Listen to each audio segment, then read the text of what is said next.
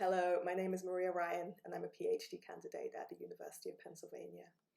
I'd like to express my thanks to the SAM Program Committee and Executive Committee. I can only imagine the hard work it was to cancel the Minneapolis conference and to convert it to virtual.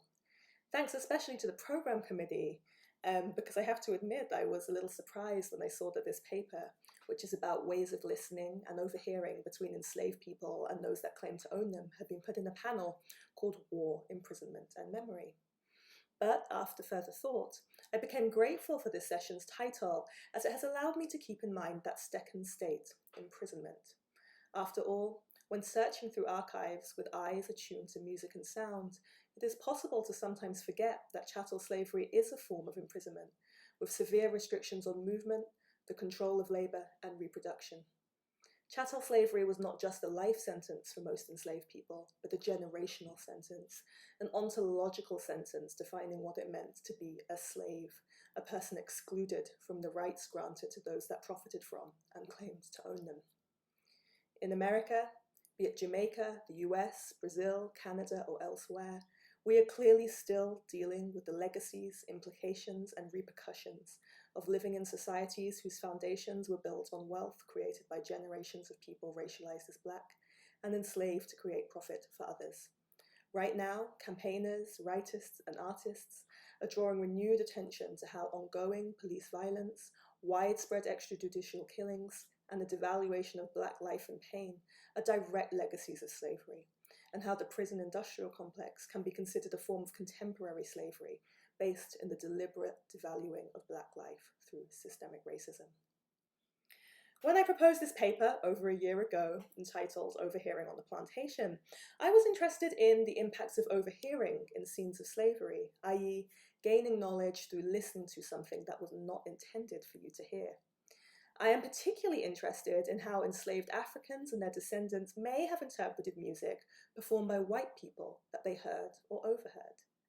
Attempting to explore these interactions is made difficult due to the paucity of sources written by enslaved African captives and their descendants compared to the multiple travelogues, iconographic sources, histories, and memoirs describing how white people from Europe or colonial America heard, interpreted, and interacted with music made by enslaved Africans and their descendants. But even seemingly hostile sources can be read, as historian Marisa Fuentes suggests, along the biased grain, by stretching, reflecting, and lingering in apparent omissions and distortions.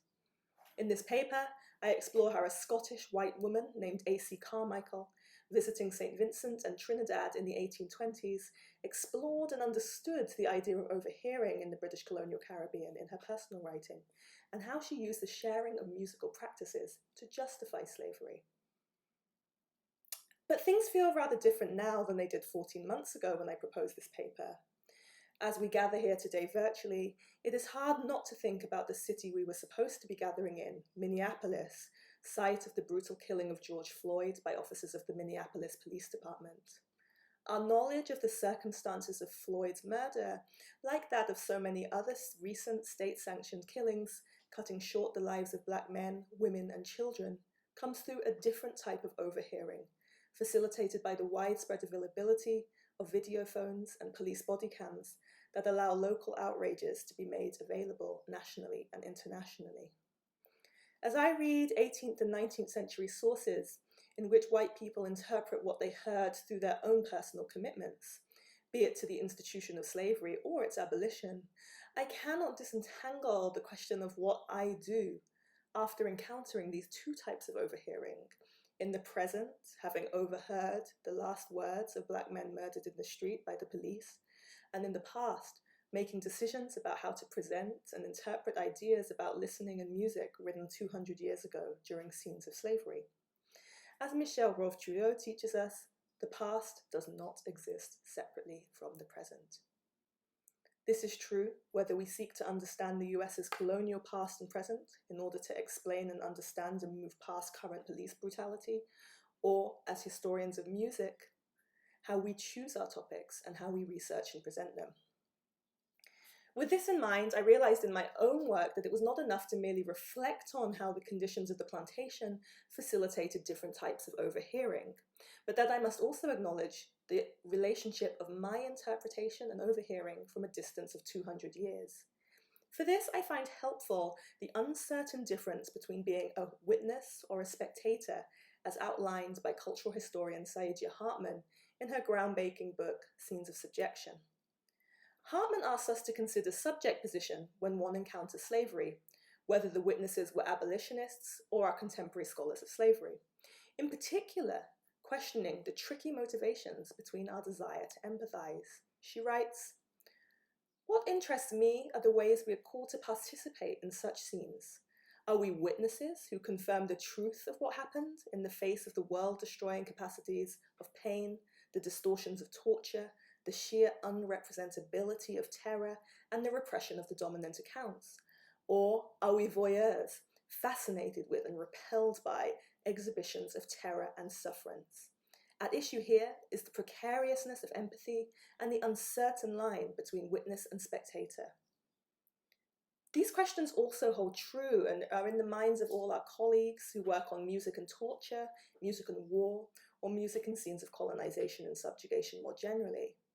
The problem for music historians is that, with some exceptions, the musical scenes we study are on the surface rarely the most egregious sites of what Hartman calls world-destroying capacities of pain, torture, and terror. But this does not mean that terror is not present. Hartman goes on to say, "I have chosen to consider those scenes in which terror can hardly be discerned: slaves dancing in the quarters, the outrageous darky antics of the minstrel stage, the constitution of humanity in slave law, and the fashioning of the self-possessed individual. By defamiliarizing the familiar, I hope to illuminate the terror of the mundane and quotidian rather than exploit the shocking spectacle. What concerns me here is the diffusion of terror and the violence perpetrated under the rubric of pleasure, paternalism, and property." I try and keep in mind Hartman's insistence that terror can be the foundation of even the most seemingly innocent scenes, and that pleasure is not inseparable from paternalism, interpreting the writing of A.C. Carmichael, as I mentioned earlier, a white Scottish woman who lived for 5 years in St. Vincent and Trinidad from 1820 to 1825. Carmichael wrote a 2-volume pro-slavery book about her experiences, entitled "The Domestic Manners and Social Condition of the White, Coloured, and Negro Population of the West Indies." The book was published in 1833, the year the Slavery Abolition Act was passed in Britain. Carmichael's book was a late member of a tradition of travel writing where white European visitors to the Caribbean wrote back to audiences in Europe. Frequently, these authors wrote about the music and dance of the enslaved people that they observed during their time in the island, and Carmichael partakes of this trope. The opening chapters of Carmichael's Domestic Manners are written in the style of a journal, describing her first impressions on her arrival in St. Vincent in 1820, the first time she had visited the Caribbean. After describing her inability to understand the English of many of the enslaved people she met, her shock at the immodest dress of non-white women, the nudity of the young children, and general observations of climate and flora, Carmichael settles down more comfortably into remembering her first night on the island in a house just outside Kingstown. She wrote, "This first evening we passed in a gentleman's house at a short distance from our own. It was spent much in the same way as in England, drinking tea between 7 and 8 and music filling up the remainder. The drawing room we sat in entered through the hall, and when the music began, I heard a noise in that direction. The lady of the house, observing me turn round, said, 'That is only the little negroes. They are dancing there, and all are extremely fond of it.' I had every inclination to take a peep, but I was afraid if they saw me, they would stop. I have since found by experience, however, that had I gone, it would have provided no such interruption, for negroes are not at any age at all abashed by the presence of a stranger." Like many white women visitors of the Caribbean, Carmichael was pleasantly surprised by social similarities to life in Britain. After what had no doubt been a strange day for her, tea and parlour music must have been a familiar comfort. But this familiarity was interrupted by the noise from the hall, which presumably was empty when she entered the drawing room. Carmichael turns her head, but does not recognize the sound. She relies on her more experienced white hostess, a slave owner herself, to explain that the sound was enslaved children dancing to the music.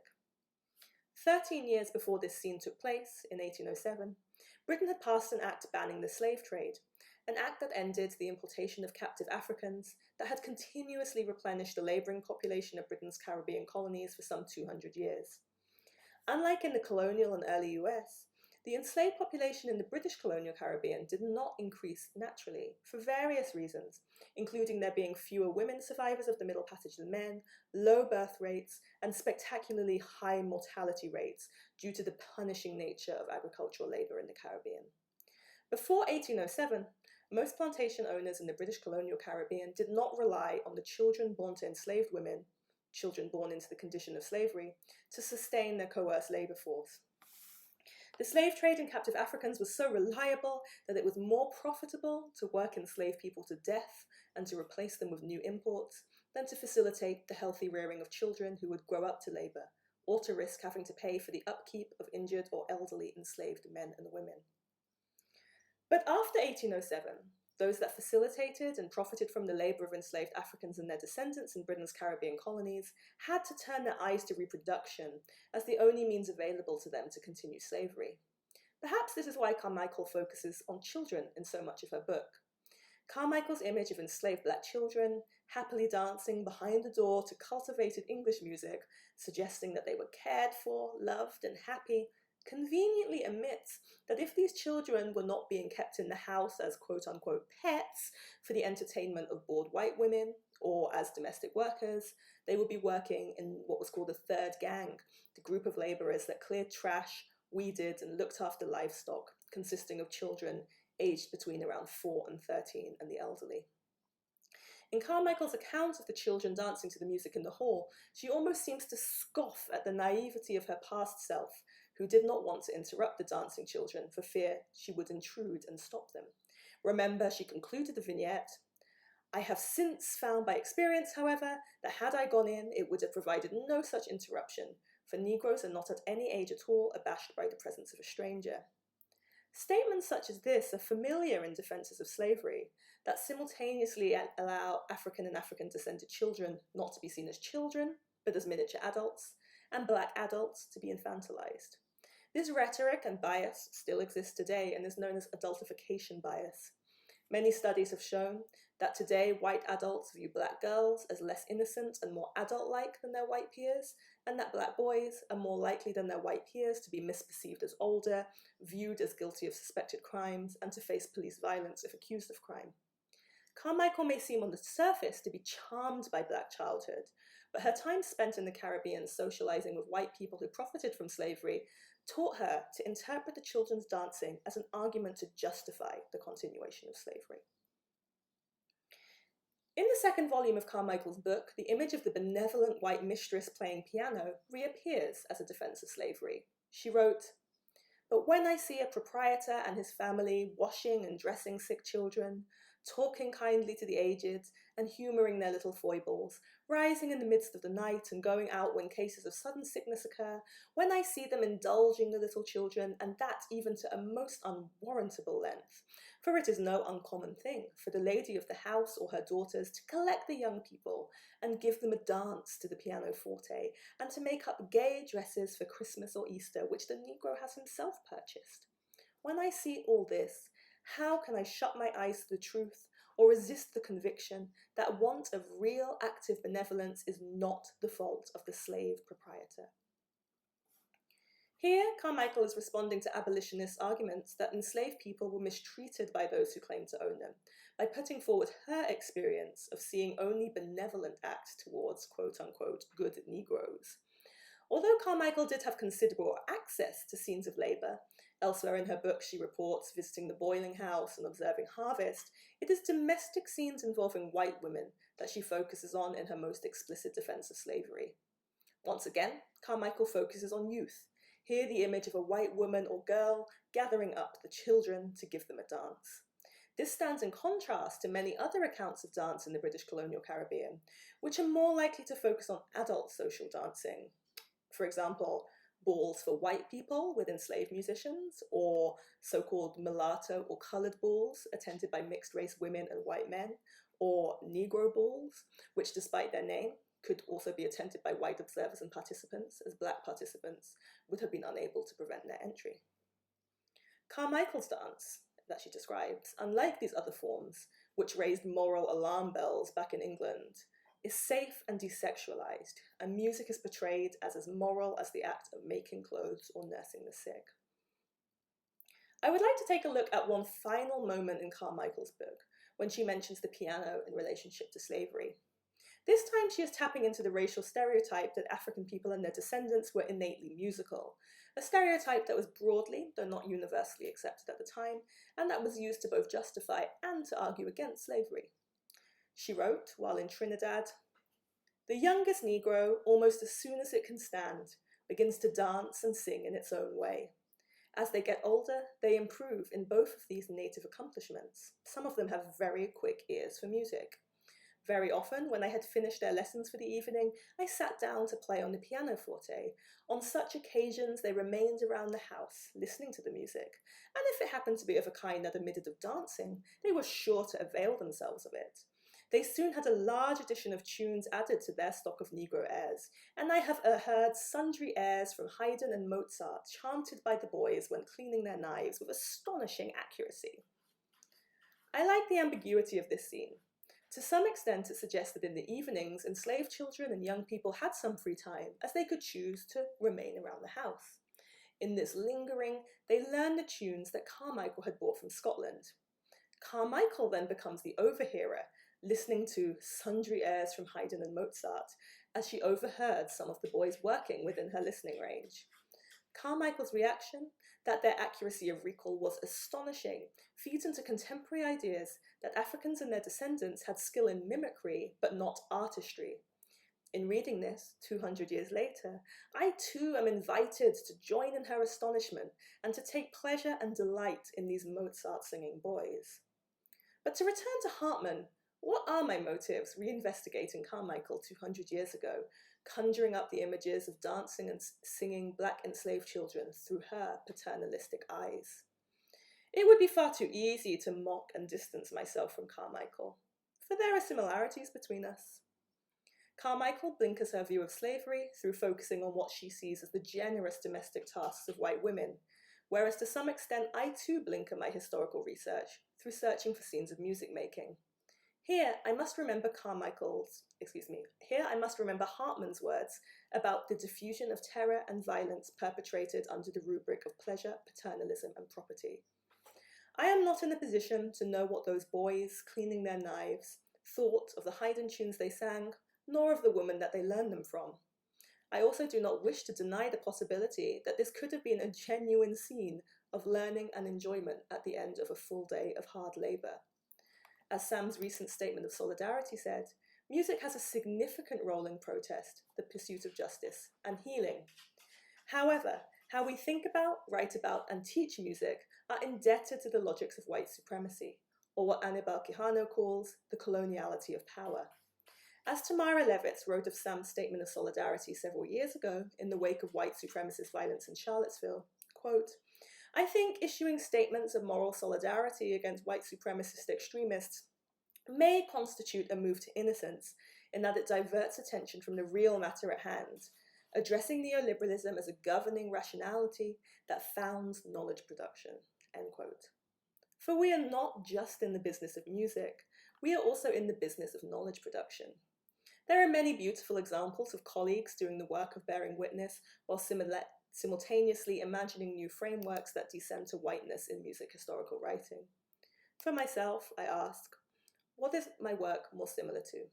The centuries of travel narratives, reporting wide-eyed and curiously on the music and dances of natives and slaves for the entertainment and education of an audience in the metropole, or the political work of abolitionists, repackaging sounds and music to argue for new ways of listening to each other, justifying and pushing for the extension of rights to racialized populations, and imagining and legitimizing other ways of listening and knowing. Contemplating this question is not easy, but the proof of our solidarity cannot just be found in our syllabi or our commitment to supporting Black students and faculty, but but in the very histories we write and the way we write them. Will we be spectators who watch and report back passively, or witnesses who see and testify? Thank you.